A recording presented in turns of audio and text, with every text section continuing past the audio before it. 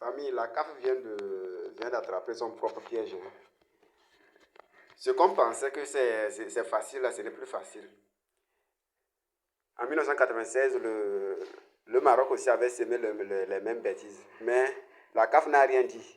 Mais comme c'est le Sénégal cette année, la CAF a voulu le pénaliser en disant que nous sommes sortis du terrain. Or, en 1976, c'est la même chose que le Maroc a fait, mais on ne l'a pas pénalisé. Et suivez la vidéo jusqu'à la fin. S'il y a une première équipe qui a eu à faire cela, se retirer du stade et remporter, c'est bien au Maroc. Nous sommes dans la CAN justement que le Maroc va remporter. La seule d'ailleurs en 76. Ça se joue en Éthiopie. Et là, c'était la formule championnat. Et nous nous retrouvons dans un match où le Maroc joue contre la Guinée. La Guinée marque le premier but et le Maroc va contester l'arbitrage. Le Maroc va sortir du stade. Et il y aura des discussions jusqu'à ce qu'on fera, on va interrompre le match, le Maroc va revenir dans le stade. Le Maroc va égaliser par Faras à la 86e minute. Et c'est ça qui donne la CAN au Maroc. Donc vous ne pouvez pas dire que nous avons remporté le match en sortant du stade et on est revenu, on a gagné. Cette fois-ci, on veut qu'on retire aux autres parce qu'ils ont fait la même. Du coup, la Guinée aussi est championne d'Afrique. Vu qu'en 1976, le Maroc aussi a quitté le stade. Ah oui, chacun va aller réclamer sa coupe. Si on peut faire 3 mois d'état additionnel, c'est qu'on peut faire 50 ans d'état additionnel. Donc, Fédération guinéenne, allez-y réclamer votre coupe. Ah oui, allez-y réclamer votre coupe. Vous êtes champion aussi. Voilà, parce que le Maroc, à chaque fois qu'ils sont en finale, eux, ils gâtent. Non, cette fois-ci, la Guinée aussi doit aller réclamer sa coupe. Parce qu'ils sont partis au vestiaire, ils sont venus jouer après parce qu'ils n'étaient pas contents. Parce qu'ils n'étaient pas contents parce que d'après eux, l'arbitre a triché. Quand la Guinée a marqué son but. Donc, tout le monde va aller chercher sa coupe maintenant. Vous avez entendu? Donc, la Fédération guinéenne de football, là, à l'attaque. À l'attaque. Récupérons notre CAN. Oui, récupérons notre CAN de 1976. Oui, oui, oui, oui. Ils ont été les premiers à faire ça. Maintenant, par orgueil, ils veulent qu'on retire la CAN dans les mains du Sénégal pour les remettre. À travers tous les moyens. Tous les moyens. Pourtant, ils ont fait la même chose, copier-coller, en 1976. L'histoire est là. L'histoire existe. Merci beaucoup, Rémi Ngono. Merci, Rémi. C'est facile, hein. La vie est facile, hein. Et la CAF nous fout la honte. Le Maroc joue contre la Guinée. La Guinée marque le premier but et le Maroc va contester l'arbitrage. Le Maroc va sortir du stade. Et il y aura des discussions jusqu'à ce qu'on fera, on va interrompre le match, le Maroc va revenir dans le stade. Le Maroc va égaliser par Faras à la 86e minute. Et c'est ça qui donne la CAN au Maroc. Donc vous ne pouvez pas dire que nous avons remporté le match en sortant du stade et on est revenu, on a gagné. Cette fois-ci, on veut qu'on retire aux autres parce qu'ils ont fait...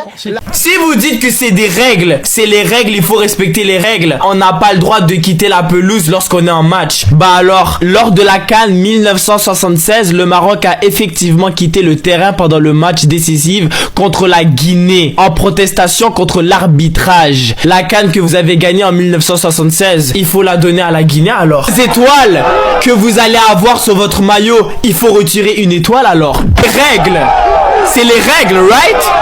C'est les règles. C'est les règles. Du coup, si on parle dans les règles, vous avez gagné une CAN seulement. Vous avez quitté le terrain, donnez la CAN que vous avez gagnée en 1976 à la Guinée. Coupe de la honte. C'est une honte ce que vous avez fait. Les Sénégalais, on est de tout cœur avec vous. Malgré vous enlevez la coupe, mais c'est comme si vous l'avez gagnée. Le monde entier sait que vous avez gagné cette coupe. On est avec vous les Sénégalais. On est avec vous. C'est une honte au monde. C'est une honte pour le foot. C'est une honte pour l'Afrique, ça. Vous n'avez pas honte. Ah, c'est grave. On va boycotter. À partir d'aujourd'hui, on boycotte la Coupe d'Afrique. Boycottez la Coupe d'Afrique. Et faites monter ce hashtag. Hashtag la honte. La Coupe de la honte. Hashtag la Coupe de la honte. Hashtag la Coupe de la honte. Faites monter ce hashtag. Partage le maximum. Les Sénégalais, on est avec vous. Sénégal-Maroc, quelle honte. Cet article 82 brandi par les Marocains n'a aucun sens. C'est ridicule quand on regarde les faits sans chauvinisme. Le Sénégal n'a pas quitté le terrain définitivement. Les Lions ont protesté 10-15 minutes max, alors que leur but avait été refusé juste avant. Ils sont tous revenus sur la pelouse ont repris le jeu, ont joué les prolongations et ont gagné 1-0 sur le terrain. L'arbitre n'a jamais sifflé la fin définitive pour abandon. Pas de rapport d'abandon dans le match. Le match a été achevé réglementairement. L'article 82 vise les abandons réels et pas une protestation temporaire suivie d'une reprise. La CAF elle-même l'a reconnu en première instance en janvier 2026 en rejetant la réclamation marocaine. Ils disaient eux-mêmes, pas d'application du forfait parce que le match a repris et c'est terminé. Ce retournement à 180 degrés après 2 mois, suite à un appel marocain ultra poussif, ressemble plus à un compromis diplomatique. C'est tout. Ce revirement va créer un précédent dangereux dans le monde du foot africain. Ils ne font que tuer le football africain. Non seulement, ils veulent faire passer la CAN à tous les 4 ans, mais en plus, ils viennent de pousser toutes les fédérations à crier au scandale. On a plutôt l'impression que tout se décide dans des arrangements discrets derrière des bureaux. Bon, si c'est ça le football africain, alors ça ne sert plus à rien d'organiser cette compétition. Plus aucun pays n'a dit on boycotte la Coupe d'Afrique. Mais vous allez voir, certains Africains seront heureux. Parce que c'est le Sénégal, le pays de la Teranga. Le Sénégal les dérange. Parce que les Sénégalais ont montré, c'est-à-dire sur le terrain, ce qu'on appelle l'unité, ce qu'on appelle le courage, ce qu'on appelle la détermination, ce qu'on appelle la cohésion. Du début de la compétition jusqu'à la fin, le Sénégal n'a pas triché. Le Sénégal s'est battu. Des supporters sénégalais ont été arrêtés, jetés en prison. Malgré ça, le Sénégal a mené une délégation voir les Marocains pour dire nous sommes des frères. Mais le Maroc, derrière, de façon sournoise, avec le comité de jury de la Confédération africaine des fossoyeurs, la Confédération africaine des fanfarons, la Confédération africaine des foubres, la Confédération africaine des faussaires. Ils sont allés s'asseoir dans la nuit, signer un papier pour retourner la victoire du Sénégal contre le Sénégal. Si on pouvait pleurer ce soir, j'allais couler mes larmes. Mais je suis tellement digne dans ma frustration que je peux que me moquer de l'Afrique. Quand on dit que l'Afrique n'avance pas, c'est pas à cause des Blancs. Je vous dis, aujourd'hui là, je demande pardon. Laissons les Blancs à côté. Nous-mêmes Africains, regardez comment on est prêt à pouvoir se trahir nous-mêmes. Je comprends pourquoi les Sénégalais, les Marocains étaient sereins. Je comprends pourquoi malgré la défaite, les joueurs marocains sont retournés dans leur corps, ils étaient sereins. Parce qu'ils savaient qu'il y avait une dernière carte qu'ils avaient en jeu. La carte de la marmaille, la carte du faux, la carte de la nappe, la carte du faussaire. Eux, ils allaient mettre ça en jeu. C'est méchant. Et c'est traite. Vous savez, aujourd'hui, il est même dangereux de dire la vérité. Parce que ces gens tiennent tellement nos États que même quand tu dis la vérité, on est capable de pistonner quelqu'un dans ton pays pour te créer des problèmes, pour te faire arrêter, pour dire que tu as attaqué un pays.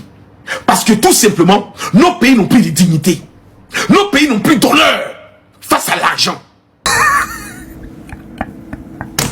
Non mais c'est une blague. Qu'est-ce que c'est que ce foutoir encore? Non les gars, juste pour que vous vous rendiez compte de la situation dans laquelle je suis actuellement. C'est comme si là, toute proportion gardée bien sûr, hein, je venais de perdre un proche, un ami très proche, j'avais réussi à faire le deuil, et que juste derrière je croise dans la rue les gars, c'est la même chose les gars, champion de Maroc, champion d'Afrique, comme ça 50 ans après, le Maroc champion d'Afrique, tout ça, comme si de rien n'était, sans dire bonjour, sans dire au revoir, sans dire salam, sans dire... C'est lunaire les gars, c'est lunaire ce qui s'est passé aujourd'hui les frères. Je sais pas si on réalise la dinguerie. Alors, je sais pas c'est qui la personne qui a fait des doigts, qui a fait des prières pour ça pendant le ramadan, pendant cette nuit du destin, mais franchement lui vraiment faut l'applaudir. Non mais lui, je pense que c'est lui l'homme du match de cette finale les gars. L'homme du match de cette finale c'est ni Brahim Diaz, ni Sadio Mané, ni Yassine, c'est lui. C'est la personne qui a prié pour ça. C'est complètement fou les gars. Alors franchement après voilà, d'un côté, quand tu vois cette info comme ça, bien sûr que ça surprend, bien sûr que tu te dis waouh, qu'est-ce qui se passe? Mais d'un autre côté, je vais pas vous mentir les frères. Moi personnellement, en tant que passionné du football, je vous dis la vérité les gars, Alors je sais que ça va pas plaire ce que je veux dire, mais est-ce que je considère vraiment que le Maroc est champion d'Afrique là actuellement? Est-ce que je considère vraiment qu'on a gagné la CAN? À partir du moment où tu as perdu cette finale, à partir du moment où tu as encaissé le but qui t'a fait perdre cette finale, ça intègre pas dans mon cerveau. Je vous dis la vérité, personnellement, j'arrive pas à intégrer ça. Après, ceux qui fêtent ça, ceux qui sont contents de ça, ceux qui célèbrent ça, grand bien vous fasse, tant mieux pour vous les gars. Mais moi, cette finale, j'aurais bien aimé la gagner sur le terrain. Moi, c'est comme ça que je vois les choses, les frères. Nous sommes tous devenus des pays corrompus, avec des dirigeants corrompus. Comment des personnes humaines peuvent s'asseoir et puis accepter qu'une victoire qui a été remportée sur terrain, on puisse la donner à une autre? Combien souvent des joueurs pour des problèmes de racisme ont fait sortir toute leur équipe? On va faire ça aujourd'hui au Sénégal. Moi, je n'ai pas affaire au Maroc. Les Marocains, je n'ai pas affaire à vous. C'est pas vous qui êtes corrompus. C'est pas les Marocains qui ont triché. C'est pas les Marocains qui sont des corrompus, qui sont des corrupteurs. C'est la Confédération africaine de football qui sont les plus gros lâches. Deuxième acte de lâcheté.